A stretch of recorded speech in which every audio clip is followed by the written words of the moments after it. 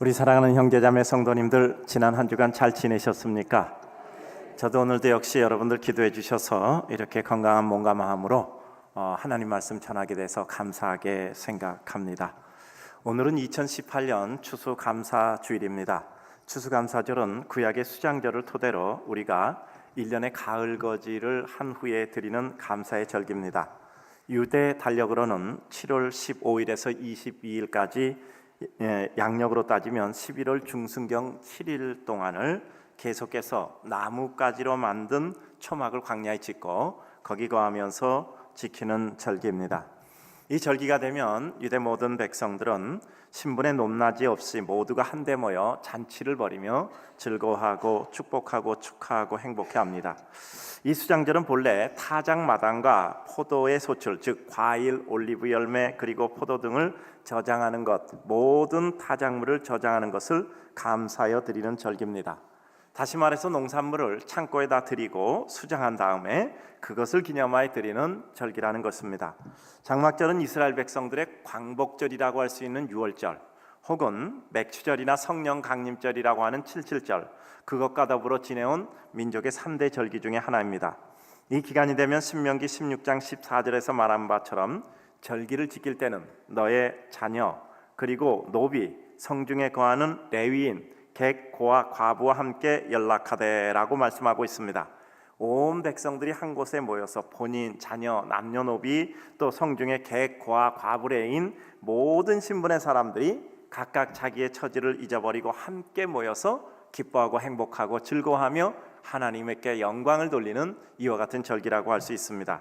더욱이 이날 특이한 점은 당시에는 신분이 자유롭지 못했던 종의 신분을 가지고 있었던 사람들도 이 잔치에는 동등한 자격으로 참여하여 같이 기뻐하는 것입니다.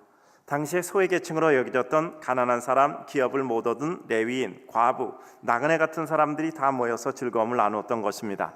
하나님 앞에는 누구나 똑같이 동일하게 기쁘고 행복하고 그리고 소중한 백성이라는 모두의 동등의식과 그리고 하나의 공동체라는 의식을 보여주고 있는 내용입니다.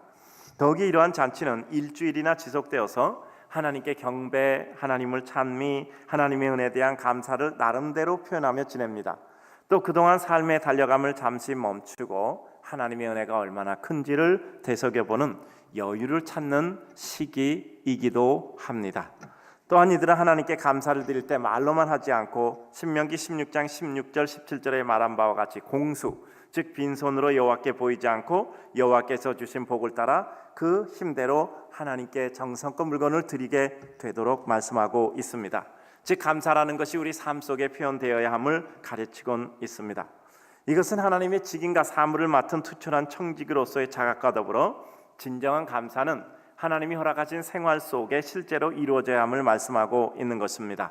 더불어서 소외된 이웃에게 어떻게 무엇인가 나누어줄 선물을 가지고 옴을 동시에 말하고 있습니다. 수직적으로는 하나님께 최선을 다하고 수평적으로는 인간 이웃끼리 나눌 수 있는 최선의 의미를 말씀하고 있는 것입니다. 이런 배경 속에서 이루어진 추수감사절을 우리가 지내고 있습니다. 따라서 하나님께 나의 정성을 다하여 또 내 삶을 각오하고 고백하여 하나님 앞에 나의 감사를 드리고 우리 주변에 있는 사람들에게 내가 받은 은혜 가운데 감사를 하나님께 드리는 심정으로 그들과 함께 나누는 이와 같은 것을 말씀하고 있습니다. 오늘 이와 같은 배경 속에서 이루어지고 있는 추수감사절을 보내며 우리는 이 세 속에 어떤 마음을 가지고 살아가야 하는가를 생각해 보는 것입니다. 특별히 감사한 사람이 되려면 특별한 내가 감사할 바가 있다는 것을 깨닫고 느껴야 되며, 진정한 감사한 사람이 되면은 어떠한 과정과 여건과 형편 속에서 감사하는 것일까를 오늘 다니엘서 6장에 나오는 다니엘은 여실히 우리들에게 보여주고 있는 것입니다. 저는 사정을 오늘 길게 표현하지 않으려고 합니다. 잠시 요약해드리면 다니엘이 다리오 왕 때, 이 바벨론의 다리오 왕 때 왕의 총리가 되어서 전국을 가르치게 됩니다. 말하자면 바벨론의 포로 노예로 왔잖아요. 포로 노예로 온 건데 이 다니엘이 워낙 출중해요. 그러나 그럼에도 불구하고 하나님이 함께 하셔서 출중해서 모든 사람들과 더불어서 우뚝 뛰어나 그는 결국 총리 3명 중에 하나가 되고 그 중에서도 수석 총리가 되게 됩니다. 사람들이 그냥 볼 수가 없죠. 일국의 노예 출신 포로로 와갖고 어떻게 돼서 우리를 다스리는 자의 위치에 서는가? 모두가 축복해주면 좋은데 이렇게 시기하는 사람도 있을 수밖에 없죠.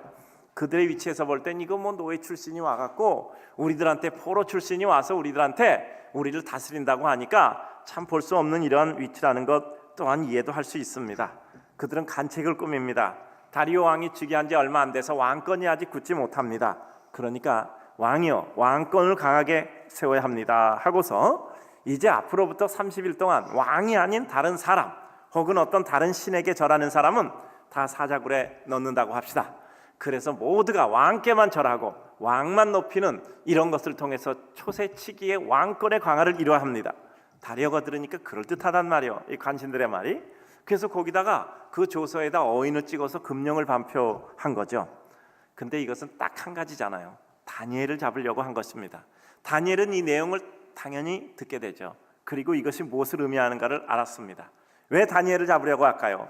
다니엘은 하루에 3번씩 하나님께 경배합니다. 그는 하나님의 성전을 향하여 엎드려 하나님 앞에 절하며 기도하고 하나님께 찬미하고 영광을 올리는 이와 같은 그의 영적 습관과 습성을 알고 그 다니엘을 잡아서 죽이려고 한 것이었죠. 다니엘은 여기서 분명히 결정의 순간에 놓여지게 되는 겁니다. 내가 목숨을 부지하기 위해서 내가 이 하나님을 경배하는 일을 그만둘 것인가? 그래서 그들은 사람이나 신에게나 이렇게 딱 찍어버린 겁니다. 사람에게나 신에게나 절을 할 때 그것은 왕에게 절하지 않는 다른 어떤 누구에겐가 신에게나 절을 하면 사자굴에 넣어서 죽입시다 라는 것이죠. 다니엘은 그 모든 과정을 다 단번에 알 수 있죠. 그러나 다니엘은 그 마음의 결정을 내리되 하나님께 경배하지 않는 삶은 그는 도무지 선택할 수 없었습니다. 내가 저 마수에 걸려서 계획대로 내가 죽는다 할지라도 나는 하나님께 경배할 것이다. 하나님이 나를 살릴 것이로되 하나님이 나를 살리지 않는다면, 나는 하나님의 뜻이 나를 걷어가는 것이라면 나는 하나님께 경외하다 죽겠다라는 마음을 가지게 된 것이죠. 이와 같은 상황 속에서 결과적으로 다니엘은 사자굴에 던져졌는데 하나님이 사자의 입을 봉해서 다니엘을 지켜주시고, 다리오가 그 사실을 듣고 너무 기쁘고 감격해서 결국 사람들에게 선포합니다. 이 다니엘이 섬기는 하나님을 섬기라. 결국 그 결과로 마침내 이 바벨론의 하나님을 섬기는 이와 같은 놀라운 역사가 일어나게 된 것이죠. 이와 같은 과정 속에서, 이런 어려운 여건 속에서 다니엘이 하나님께 경외하고 그는 목숨을 부지하기 위해서 하나님을 버리지 않은, 하나님 경외를 그치지 않는 이와 같은 삶 속에 일어나는 다니엘의 감사를 생각해 보는 것입니다. 무엇보다 먼저 주어진 형편 때문이 아니라 믿음과 기대 때문에 이루어지는 감사입니다. 내 형편이 좋아서, 내 여건이 좋아서, 내 앞에 사람들이 나에게 잘해줘서 그래서 감사할 수 있겠죠.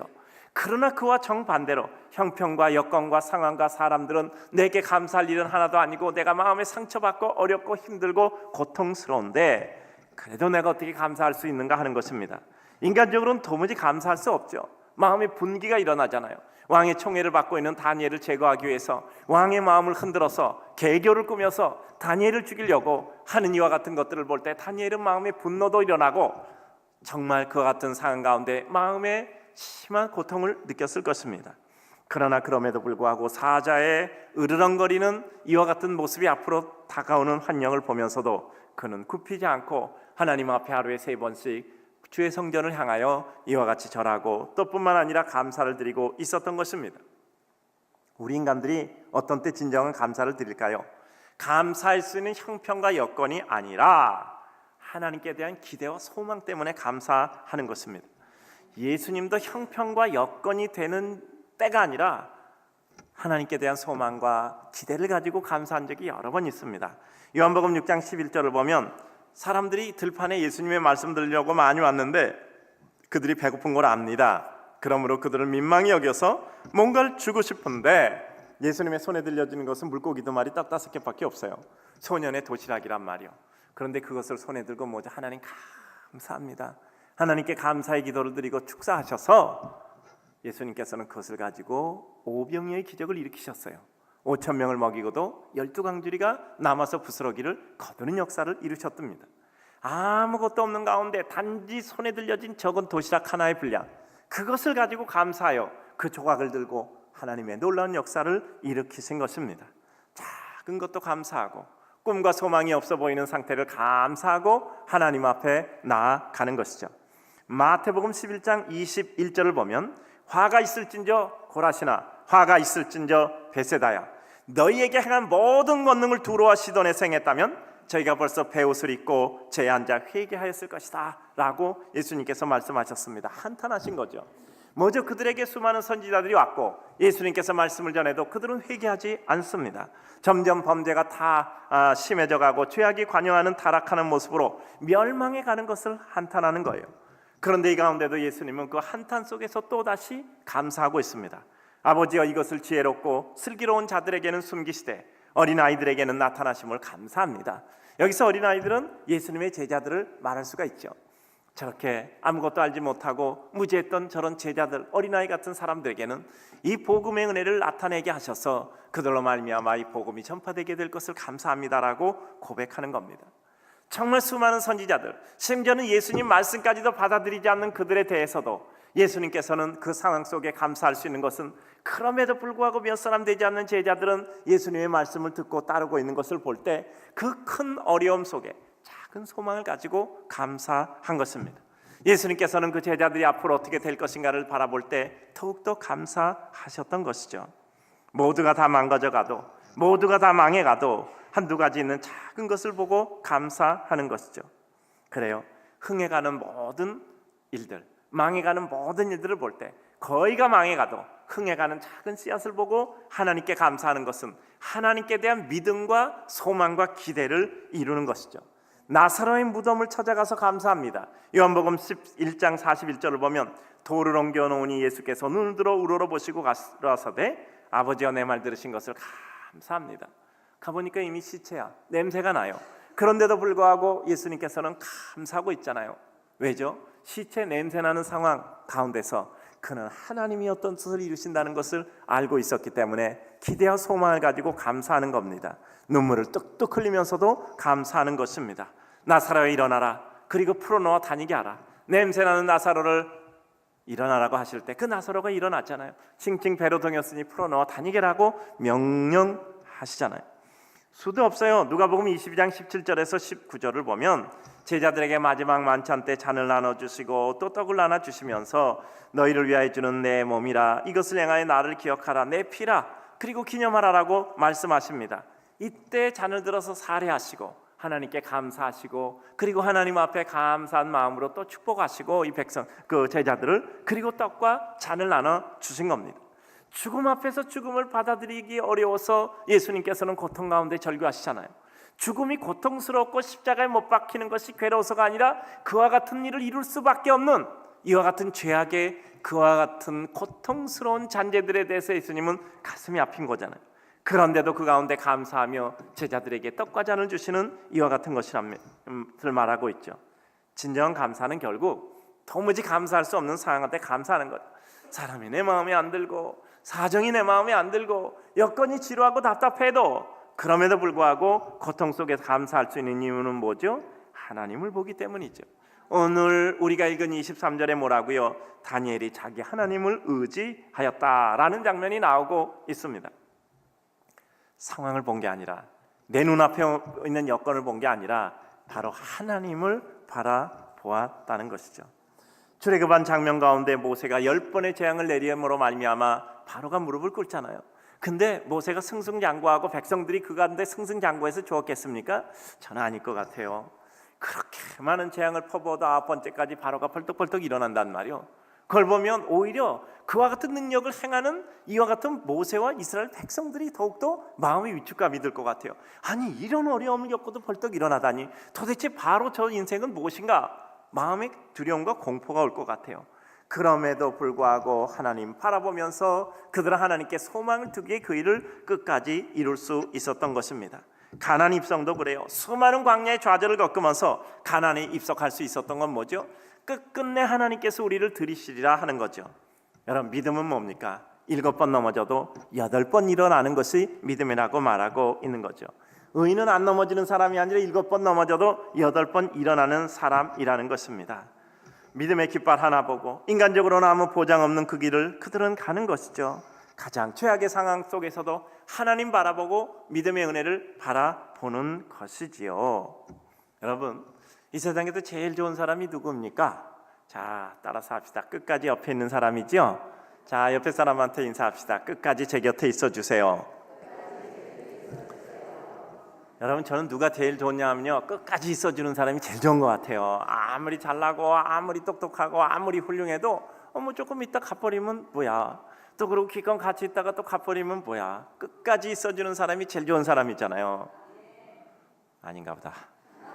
여러분, 한번 생각해 보세요. 우리도 주님 곁에 끝까지 있는 겁니다. 끝까지 좋을 때만이 아니라 싫을 때도, 소망이 없을 때도, 꿈이 없을 때도, 아무것도 없을 때도, 이 세상의 모든 상황 가운데 나에게 기쁠 수 있는 요건은 아무것도 없어. 근데 그럼에도 불구하고 내가 하나님을 바라보니까 소망이 생기고 기쁨과 은혜가 있는 것이죠. 믿음이라는 것은 끝까지 주님 곁에 있는 거예요. 우리 오늘 칼럼에 있었잖아요. 여기 나무 두 그루가 있는데 저 25년 동안 끝까지 써 있어요. 그래서 걔네들도 데려갈라 그래 나중에. 그렇잖아. 끝까지 있는 사람이 제일 좋은 사람이야. 그렇죠? 끝까지 있는 사람이 제일 좋은 사람이요. 그래요. 주님 곁에도 끝까지 있는 사람이 제일 좋은 사람이요. 그러니까 끝까지 있는다는 건 뭐죠? 소망을 바라보기 때문에, 믿음으로 바라보기 때문에, 하나님을 기대하기 때문에 있는 거예요. 인간의 생각으로 볼 때 아무것도 소망이 없을 때가 있잖아요. 정말 살아있는다는 게 죽는 것보다 훨씬 어려울 때가 있잖아요. 살아있는다는 게 죽는 때보다 훨씬 어려운 게 있잖아요. 여러분, 이게 사람도 이게 절벽에 뛰어내린단 말이야. 절대 나는 뛰어내린다고 생각하지 않아요. 여기서 바둥거리고 살아보려고 하는데 뒤에서 미는 힘이 너무 강해서 바둥거리다 뚝 떨어지는 거라고 말씀드리잖아요. 밀려서 떨어지는 거예요. 그거 밀려서 떨어지는 거라고. 버티지를 못하는 거예요. 그러나 그러한 순간에도 주님을 바라보니 소망이 있고 기대가 있어서 그 주님이란 종아줄 붙잡고 살아남는 거예요. 그러다 보니까 바람의 방향이 바뀌고 하나님께서 은혜 햇살 비춰주시고 또다시 소망을 주시면 그에게 또다시 기회가 오는 것이 우리 인생이잖아요. 그래요. 여러분, 어떤 때 편안하죠? 여러분, 자동차 이렇게 운전하다가 빨간불로 탁 바뀌었어. 파란불이다가. 그러면 어떻게 되죠? 거기 서 있을 거야. 왜냐하면 그냥 지나치면 마음이 더 괴로워. 잘됐다, 내가 빨리 가니까 좋다, 이렇게 생각할 사람 여기는 없잖아요. 그냥 지나치고 나서도 내가 이 정도 수준밖에 안 되나, 정말 조금 빨리 가려고 이 신호등 보고도 지나가는 수준밖에 안 되나. 여러분, 그런 생각 안 들어요? 안 드는구나. 그래요? 그렇잖아. 내가 이거 뭐 신호등 하나 못 지키는 이런 수준의 사람인가, 이런 자괴감이 들지 않아요? 좀 빨리 지나가고. 그렇잖아요. 여러분, 근데 그 빨간불에 딱 서 있어도 우리는 마음이 편해요, 안 편해요? 조금 편하잖아. 왜냐하면 1분 30초면 불이 바뀌어서 가요. 근데 저 신호등이 1분 30초가 아니라 고장이 나서 그냥 뭐 1시간이 될지 2시간이 될지 모른다. 그러면 거기 있는 거 답답할 거야. 빨리 옆에 보고 빨리 가고 싶어 할 거예요. 그래도 기다리는 건 신호등에 대한 확신이 있단 말이야. 우리에게 여러 가지 고통과 어려움이 있어도 우리에게 있어서 분명한 소망과 확신이 있다면 그 어려움을 견뎌낼 수 있는 거예요. 기대하는 것, 확신하는 것이죠.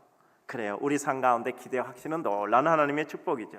오늘 또 한 가지 살펴보면 결과나 기대에 연연하지 않는 사람이 결국 감사할 수 있는 겁니다. 늘 말씀드리지만 과정은 완벽주의, 결과는 최선주의입니다. 과정 완벽하도록 애를 써야 돼요. 그리고 결과는 어떤 경우도 하나님의 뜻이라고 흔쾌히 받아들여야 돼요. 이 결과의 완벽주의자가 되면요, 늘 인생을 비관하고 괴로워하고 고통스럽고 기쁨이 없어요. 우리가 결과가 늘 완벽할 수 있는 경우가 어디 있겠습니까? 과정은 완벽하도록 이렇게 노력을 하되 결과가 주어지면 하나님의 뜻이라고 받아들이고 모자라면 한 번에서 안 되면 그거 2번, 3번, 10번에서 나는 그 분량을 채우겠다라고 가는 게 우리 인생의 겸손한 마음이잖아요. 그래요. 다니엘의 세 친구도 풀무에 던져지는 순간 하나님이 우리를 지켜주실 겁니다. 그러나 그리 안 해도 우리는 변함없습니다. 결과나 대가에 연연하지 않아요. 하나님을 바라보니까. 여러분, 우리 심정이 가장 편할 때는 감사함의 심정이에요. 이 감사라는 것은 사람의 가장 안정되고 편안한 정서의 모습입니다. 그래요. 참 감사하잖아요. 마음이 편안하고 평안하죠. 누구를 봐도 감사해. 무엇을 봐도 감사해. 어려움이 있어도 하나님이 적어도 내가 어려움 감당할 수 있다고 이러는구나 생각하고 감사할 수 있다면 그것은 하나님의 축복이에요. 절대 결과에 연연하면 우리는 할 수가 없어요. 최선을 다해서 가되 끝까지 마지막 순간까지 가되 결과에 대해서는 흔쾌히 받아들이는 거라고 말씀을 드렸잖아요. 자기에게 주어진 최악의 여건을 생각하는 것이 아니라 자기에게 주어진 최선의 모습을 생각을 하는 것입니다. 여러분, 세상에 죽을 이유가 많다면 살 이유도 많아요. 결과에 대해 생각하지 않고 내가 할 수 있다는 것 자체가 감사하다, 내가 지금 노력할 수 있다는 것이 감사하다라고 생각을 하는 것이죠. 사도 바울은 회심하고 좋은 일이 별로 없었어요. 기독사에서조차 그를 믿어주지 않았어요. 야, 사람 데려다가 때리고 죽이고 가두고, 그리고 자기가 공부 많이 했고 똑똑했다고 논리적으로 기독교를 조목조목 반박하던 저 사람이 갑자기 예수 믿고 예수의 복음 전한다고 하는데 저거 다 우리 속여서 다 우리 잡아가려고 그래. 이렇게 사람들이 받아주질 않았단 말이에요. 그런 사람들에게 그의 진실성을 입증받지 못했어요. 그래서 그의 서신서 보면 늘 그러자, 하나님께 예수 그리스도의 종 사도 바울, 꼭 자기의 사도권을 방어한단 말이에요. 왜냐하면 사도 바울에 대해서 그렇게 비난하는 사람들이 많았기 때문이요. 그러나 그럼에도 불구하고 그는 끝까지 하나님의 종으로서 그는 주의 복음을 전하기 위해서 애를 쓰잖아요. 갖다 수많은 고통 당하잖아요. 고린도서 11장 23절을 보면 저희가 그리스도의 일꾼이냐 정신없는 얘기하는도다. 나는 더욱더 그러다. 수고 넘치도록 했고 옥에 갇히고 그리고 수없이 맞고 죽을 뻔했다. 자기의 고난을 이와 같이 얘기하는 겁니다. 뭐라고 얘기하는 겁니까? 수많은 고난의 요약이. 그는요 기독사에도 대접을 받았고요. 이제 인정을 받아서 복음을 본격적으로 전할 때요 가는 곳마다 배척받고 가는 곳마다 고통을 겪었어요. 사도 바울이 점점 복음을 여기저기 정하게 된 것은 여기가 완전해서 다음으로 간 게 아니라니까요. 여기서 복음 전하다 쫓겨나, 그럼 거기서 또 복음 전하고 쫓겨나 또 다른 곳으로. 그러니까 쫓겨난 게 복음이 확장되는 그 길이 돼버린 겁니다. 우리가 하나님의 은혜를 이루는 데는 실패해서 자꾸 실패해서 가다 보니까 나중에 보니까 그게 하나님의 은혜 영역을 넓힌 게 되는 것이죠. 그런 가운데 사도 바울은 범사에 감사하라, 항상 기뻐하라라고 말할 수 있는 이유는 뭐죠? 그는 하나님의 은혜를 바라보며 기대와 소망 속에 현실이 아니라 하나님의 은혜를 바라봤고 어떤 결과도 그는 기쁨으로 수용할 수 있었고 그것을 통해서 그 일을 지속적으로 이룰 수 있었던 것입니다. 결과와 대가에 연연하다면 우린 절대 만족할 수 없어요. 여러분, 세상에서 모든 것이 100%다 이루어지는 일이 어디 있겠습니까? 결국 진정한 감사라는 것은 최악의 절망 속에서도 감사할 수 있는 거예요. 다니엘은 죽을 수밖에 없어요. 내가 하나님을 부인할 수 없다는 걸 그는 알고 있어요. 하나님을 부인한다는 건 나한테 차라리 죽음이 낫다라는 걸 알고 있었단 말이죠. 이런 절망 속에서도 그가 감사할 수 있었던 것은 뭐죠? 하늘에 대한 소망이 있었기 때문에. 내가 원하는 것은 하늘에 대한 최종적인 소망이지 이 땅에서 모든 영화로움이 아니라는 것을 그는 가지고 있었기 때문이죠. 왜 절망 속의 감사가 최고의 감사일까요? 감사라는 것 자체가 우리 하나님을 인정하기 때문이죠. 오직 주님만 바라보는 것이죠. 여러분, 탕자도 마찬가지잖아요. 아버지에 대한 사랑을 생각했어요. 참 감사했어요. 아버지는. 그는 아버지의 재산을 탈취해서 반분해 가지고 나와서 탕진했지만 아버지를 생각할 때면 그는 아버지는 참 좋은 분이었어요. 아버지의 사랑을 알고 감사한 마음이 있었던 겁니다. 내가 가면 나를 버리진 않을 거야. 아들은 아니지만 종 중에 하나는 삼아 주실 거야. 거기서 그의 실마리가 풀리고 있는 것이죠. 여러분, 정말 사는 게 죽는 것보다 어려운 때 있잖아요. 정말 여러분, 그래도 만약에 죽고 싶은 이유가 있다면 죽고 싶은 이유를 쭉 써보세요. 그리고 이쪽에다 살아야 될 이유를 써보세요. 그러면 살만할 수가 있습니다. 낙심할 이유가 있다면 소망을 가질 이유도 한번 써보세요. 여러분, 이번에도 50가지 씩 썼잖아요. 기쁜 일, 감사한 일, 또 여기 고통스럽고 괴로운 일. 나중에 여러분들 저희 교회 그 보관해 둘게요. 나중에 한번 여러분 보시면 결국 고통스러운 일들이 나중에 기쁘고 감사한 일 쪽에 가 있게 된 것을 보게 될 것입니다. 그래요. 우리 인간의 삶은 한쪽으로 치우치지 않고 언제나 양면성을 가지고 있습니다. 그 양면성 가운데 우리가 어느 쪽을 선택하는가에 따라서 전혀 다르단 말이에요. 고통 가운데 주님을 바라보고 소망하고, 그리고 우리의 삶 가운데 결과나 그리고 대가에 대해서 연연치 않은 순간 우리는 절망 속에서도 하나님께 감사할 수 있는 실마리가 생기게 되는 것이죠. 제 방에 가면 내 가장 어려웠던 때를 기억하라 뭐 이렇게 써 있는 거 여러분 다 아시잖아요. 문 열면 바로 눈에 보이니까 늘 생각을 할 수밖에 없죠. 제가 전에 말씀드렸잖아요. 한 20년 전인 것 같아요. 교회 초기 때니까 그 목사님들 모셔다 좀 말씀 듣고 또 이제 가실 때 목사님 한마디 주고 가세요 했는데, 제가 이렇게 여쭤봤다고 말씀드렸잖아요. 목사님, 나 이게 목회하는데 잘 안 돼요. 10가지 하면 뭐 다른 데서 분당교와 함께 엄청나게 부흥한다 그러는데 10가지 중에 해봐도 한두 가지나 될까 말까요? 그랬더니 그 목사님 그렇게 얘기했다고 말씀드렸죠. 저보고 뭐라 그런지 알아요? 야, 목사가 원하는 대로 다 하는 것마다 잘 되면 교주 된다. 교주돼.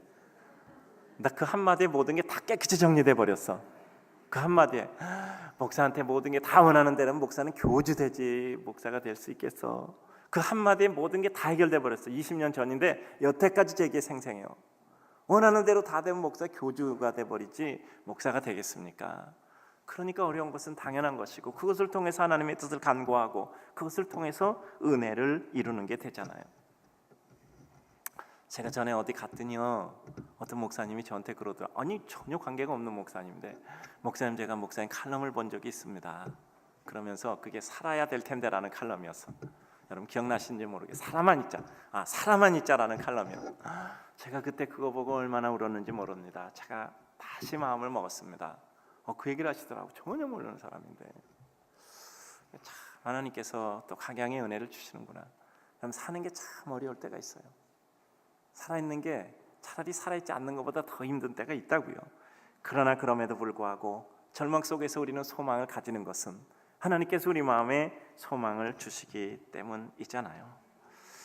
우리 성도들 가운데 어려운 성도들이 있어요. 제가 말씀드렸잖아요. 제 방에 오면 일단 한바탕 울어야 돼. 제가 이게 티슈 이렇게 뽑아 드리는 거야. 그래서 한바탕 울고 나면 그때부터 얘기가 시작되잖아요. 제가 이렇게 말씀드려요. 집사님, 이 목사도 어려운 적 있는 거 잘 아시잖아요. 제가 얼마나 처참하게 어려웠습니까? 그래도 하나님께서 은혜 주시고 우리 성도들이 은혜 주셔서 제가 이렇게 목회 잘하고 있지 않습니까? 집사님 괜찮습니다. 이렇게 얘기 들으면 대부분 이렇게 얘기해요. 목사님 저도 잘 알고 있습니다. 저도 목사님 봐서 꼭 일어날 겁니다. 저도 어려운 적이 있었던 것이 우리 성도들한테 위로와 도움을 줄 수 있는 큰 은혜가 되더라고요. 제가 어려워보지 않았으면 우리 성도들의 그 가슴의 아픔을 제가 이해할 수 있겠습니까? 그 마음의 어려움을 이해할 수 있겠냐고요. 그리고 그들에게 정말 그렇게 말씀드릴 수 있겠습니까? 정말 그 말씀이 100마디 설교보다 훨씬 그들의 마음이 위로가 되고 용기가 되는 것 같아요. 우리 삶의 어려웠던 시절, 우리에게 있어서 반드시 고통만으로 끝나는 것은 아니에요. 오히려 그것을 통해서 하나님의 뜻이 이루어지고 있는 일면이 있음을 우리는 반드시 알아야 됩니다. 우리는 주어진 형편 때문이 아니라 믿음과 기대 때문에 감사하는 겁니다. 결과나 대가가 아니라 우리는 정말 내가 하나님의 사람으로 있을 수 있다는 것이 감사한 겁니다. 절망적인 상황 속에서도 우리는 하나님을 바라보니까 감사한 거예요.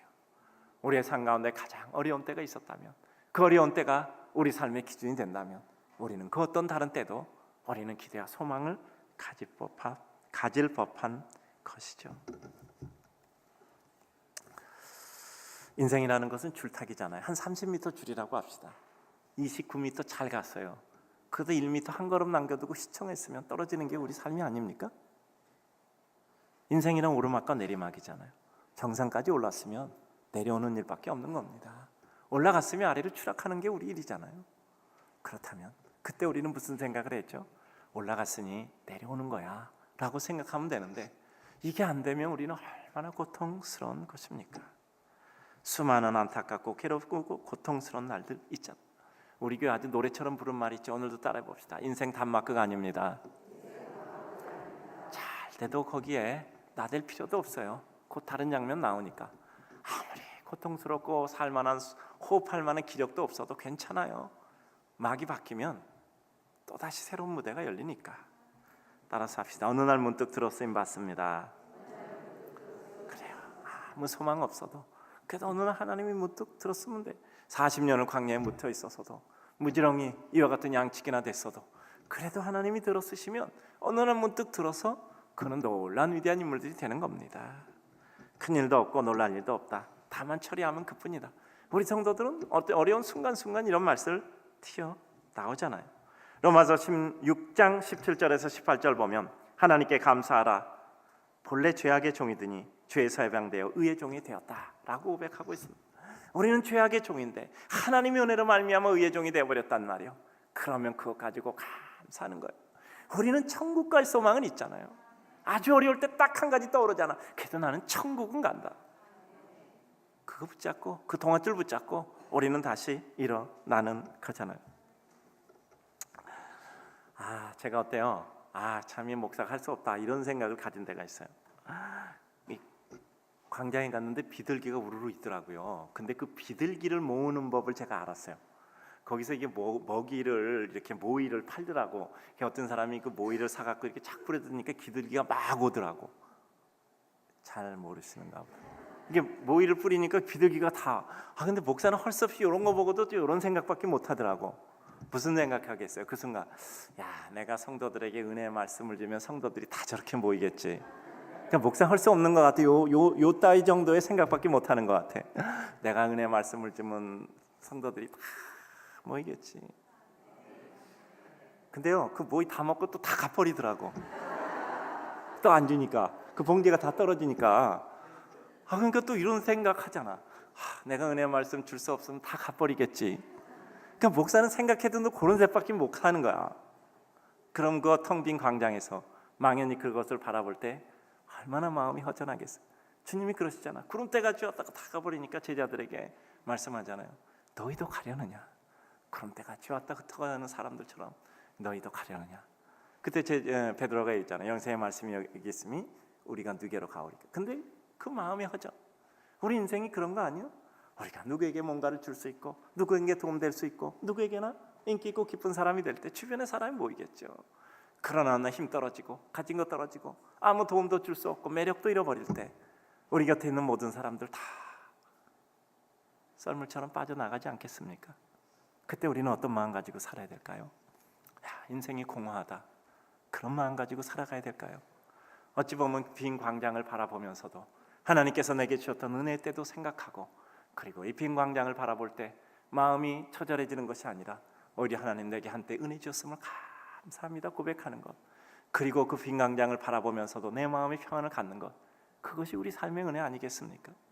전에 저희 교회 서우성 목사님이라고 있었어요. 여러분 잘 아실 거예요. 한 7년 8년 정도 오래 계셨어요. 지금 미국에서 목회 잘 하시는데요, 그 셋째 아들 찬호가 갑자기 아파서 세상을 떠났잖아요. 어린애인데 정말 가보니까 마지막에 얼굴이 이만해. 온몸이 다 부었는데 얼굴이 그렇게 이만해졌더라고. 세상을 떠났어요. 장례 예배를 드리는데 제가 뭐라고 위로를 하겠습니까? 이렇게 말씀드렸어요. 이제까지 찬호가 있다가 떠나서 슬픈 것이 아니라 이제까지 몇 년이라도 찬호하고 지낼 수 있었음이 감사하지 않느냐. 우리는 잃어버린 것에 대한 아쉬움보다도 이제까지 함께 누릴 수 있는 그 기쁨을 주셨던 것을 감사하자. 그래요. 우리는 가졌던 재물을 잃어버릴 수도 있고, 가졌던 건강을 잃어버릴 수도 있고, 함께 지냈던 가까운 사람들을 상실할 수도 있고, 우리의 모든 주변을 다 상실할 수도 있어요. 그러나 그때 우리가 가슴 아파, 정말 가슴 아파 절망 속에 빠지는 것이 아니라 이제까지 내가 하나님의 은혜로 잘 사용하지 않았는가, 이제까지 하나님의 은혜를 주시지 않았는가, 내게는 아름다웠던 추억조차가 내게 있지 않은가, 그걸 붙잡고 하나님 앞에 그 순간 속에서 다시 일어나는 것이 우리의 믿음이 아니겠습니까? 오늘 주님을 사랑하는 성도님들, 짜증날 이유가 있다면 기쁠 이유도 있을 겁니다. 감사라고 하는 것은 우리가 가질 수 있는 최고의 정서 중에 하나예요. 범사에 감사하라. 이는 그리스도 예수 안에서 너희를 향한 하나님의 뜻이니라. 오늘도 우리 성도들에게 하나님께 대한, 내 인생들에 대한, 내 주변 환경과 상황에 대한 모든 누구나 뭐에게든지 감사가 내 가슴을 채울 수 있기를 주님의 이름으로 축복합니다.